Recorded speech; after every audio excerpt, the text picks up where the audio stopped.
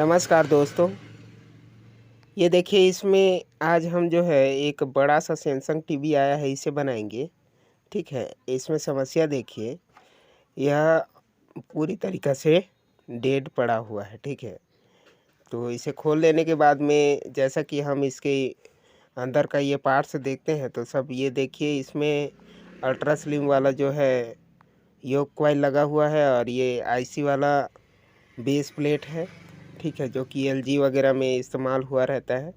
और अगर हम इस किट को बाहर निकालते हैं और देखते हैं, ये देखिए, इसमें जो है यह बड़ा-बड़ा फ़िल्टर कैपेसिटर इसके सीरीज़ में जुड़े हुए हैं, ब्रिज रेक्टिफायर सेक्शन के लिए। और इसका जो बत्ती है अभी बिल्कुल ग्लो नहीं होता। और ये इसमें मेन आईसी भी अजीब प्रकार के लगे हुए हैं, जिसमें डबल-डबल लेग्स है इसके मेन आईसी में। और यह ईएसटी भी बहुत बड़ा लगा हुआ है। ठीक है, मतलब यह ओल्ड मॉडल सैमसंग टीवी है। तो चलिए इसे वोल्टेज के माध्यम से चेक करके देखते हैं, इसमें समस्या क्या हो रहा है। हालांकि इसे कस्टमर ने किसी दूसरे मैकेनिक के पास से लाया है हमारे पास, और इसमें देखते हैं चालू हो पाता है या नहीं हो पाता है। ठीक है, तो सबसे पहले हम इसके जो रिक्वायरमेंट वाले वोल्टेज होते हैं, मतलब ज़रूरी वोल्टेज, हमने इसे सीरीज लाइन पर डाल करके इसका वोल्टेज चेक करते हैं। ठीक है, सबसे पहले एसी 220 वोल्टेज आ रहा है कि नहीं इसमें, यह स्विच जो है ऑन करके देखते हैं। और यहाँ 220 वोल्टेज 200 वोल्टेज के आसपास बता रहा है, मतलब इनपुट तो हो रहे हैं। फ़िल्टर के माध्यम से आगे बढ़ते हुए यह सीरीज जो कैपेसिटर होते हैं वहाँ तक जाता है फ़िल्टर होने के लिए। ठीक है, यहाँ डायोड के पास होते हुए यह डीसी में वोल्टेज कन्वर्ट होते हैं, और जो कि मेन फ़िल्टर कैपेसिटर पर यह 300 वोल्टेज के आसपास होता है। ठीक है, तो ये देखिए, इसमें 200 से ऊपर कुछ दिखा रहे हैं, मतलब इसका जो मेन फ़िल्टर कैपेसिटर, यह एसी लाइन सेक्शन यह सही है। लेकिन इसके आगे यह ट्रांजिस्टर से बूस्टिंग होकर के यह आउटपुट के लिए सप्लाई बनाता है, जो कि 110 वोल्टेज, और बाकी के इसके हॉरिजॉन्टल और ट्यूनर वगैरह को जाने वाला वोल्टेज को देखते हैं। इसमें देखिए 151 वोल्टेज इसके ईएसटी आउटपुट के लिए, मेन जो 110 वोल्टेज का आउटपुट सेक्शन होता है उसी में बता रहा है। ठीक है, यह वोल्टेज कुछ ज़्यादा बता रहे हैं, लेकिन इसके आउटपुट ट्रांजिस्टर तक यह वोल्टेज पहुंच रहे हैं, फिर भी यह ईएसटी ऑन नहीं हो रहा है। तो इसका मतलब है यह जो मेन प्रोसेसर से सिग्नल नहीं मिल रहा होगा, और इसके वजह से ईएसटी ऑन नहीं हो रहे होंगे। और ये जो वर्टिकल आईसी है इसको भी सप्लाई इसलिए नहीं मिल रहा है। ठीक है, और यहाँ जब ट्यूनर पे देखते हैं हम वोल्टेज इसका, तो यहाँ आना चाहिए 5 वोल्टेज, जो कि यह 3.7 वोल्टेज दिखा रहा है। ठीक है, तो इस ट्यूनर पे 3.7 वोल्टेज आ रहे हैं। यह मेन प्रोसेसर तक जो वोल्टेज निकलता है मेन प्रोसेसर से, उसे देखते हैं तो यहाँ कोई वोल्टेज नहीं है। ठीक है, और इसके मेमोरी आईसी पे अगर देखते हैं तो वहाँ वोल्टेज है कि नहीं, तो यहाँ पर भी हमें वोल्टेज मिल ही रहे हैं। तो इन सभी सेक्शनों को 1 बाय 1 चेक कर लेने के बाद में हमें इसमें निष्कर्ष क्या निकालना होगा कि इसका ईएसटी ऑन हो जाए। तो इसके लिए सबसे पहले इसका जो जितने ये आउटपुट में फ़िल्टर कैपेसिटर लगे हुए हैं, इनमें से एक-एक करके चेक करने होते हैं। और दूसरा में यह जो वर्टिकल आईसी लगा हुआ है इस लाइन से होते हुए, ठीक है, वर्टिकल आईसी को सप्लाई जाता है, उस सेक्शन को भी देखते हैं कहीं शॉर्टिंग बना रहा है या नहीं। और इसके ये जो ड्राइवर ट्रांसफार्मर होते हैं, ड्राइवर ट्रांसफार्मर के लाइन में भी मतलब एक ट्रांजिस्टर लगा हुआ रहता है, उसे भी देखने होते हैं। ठीक है, उसके बाद ये साउंड आईसी के लाइन को भी चेक करने होते हैं। इन सब को चेक कर लेने के बाद में हमने इसका जो वर्टिकल आईसी है उसे डिस्कनेक्ट किया और उसके बाद चेक किया तो भी यह सिचुएशन सेम टू सेम बना हुआ था।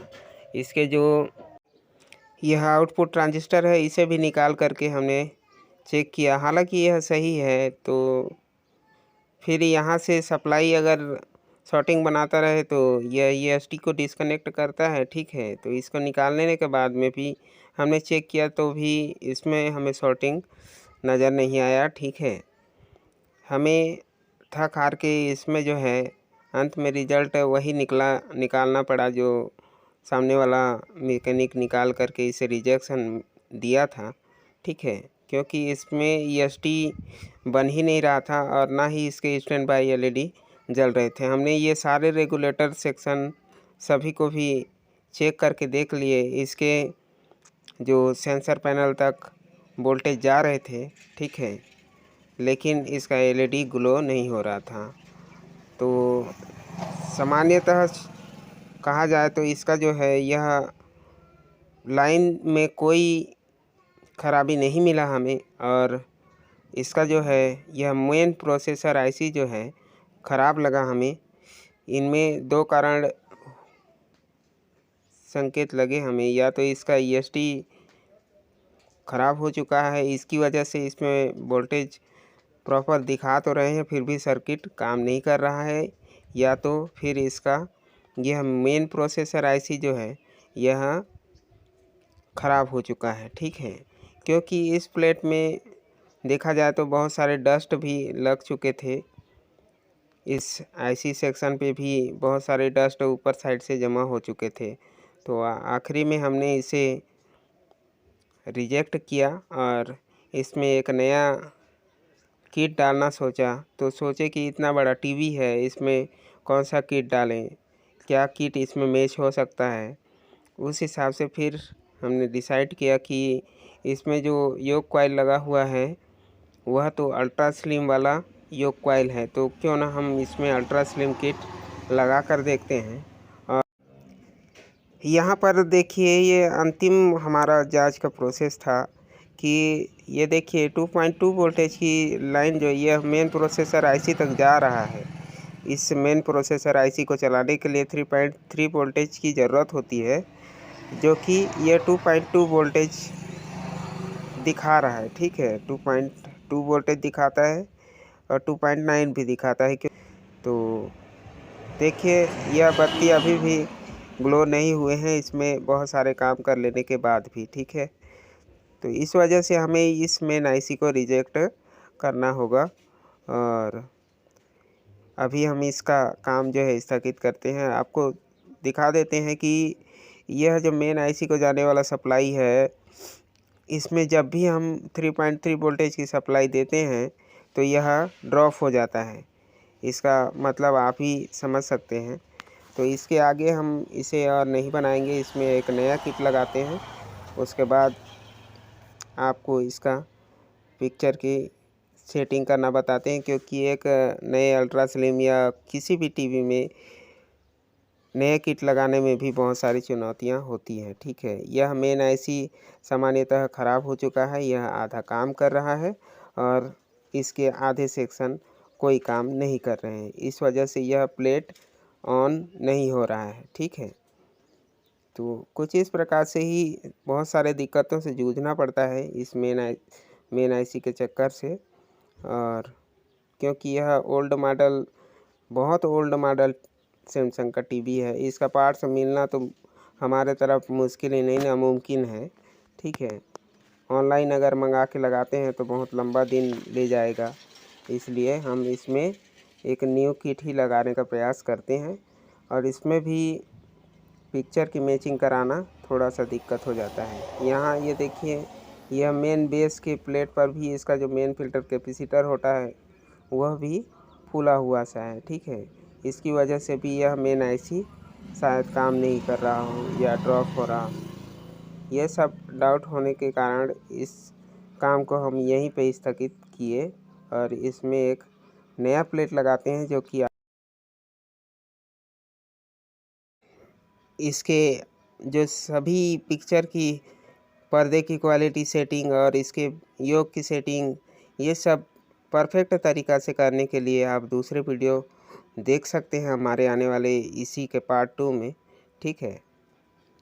और क्योंकि वीडियो बहुत ज़्यादा लंबा हो जाता है तो कोई देखता भी नहीं है, तो इसी वजह से हम इसको सेकंड पार्ट में आपको दिखाएंगे कि इसका टीवी में, इस प्रकार के बड़े टीवी में कैसे कोई किट इंस्टॉल किया जाता है और इसे कैसे मैच कराए जाते हैं, ठीक है। धन्यवाद आपको।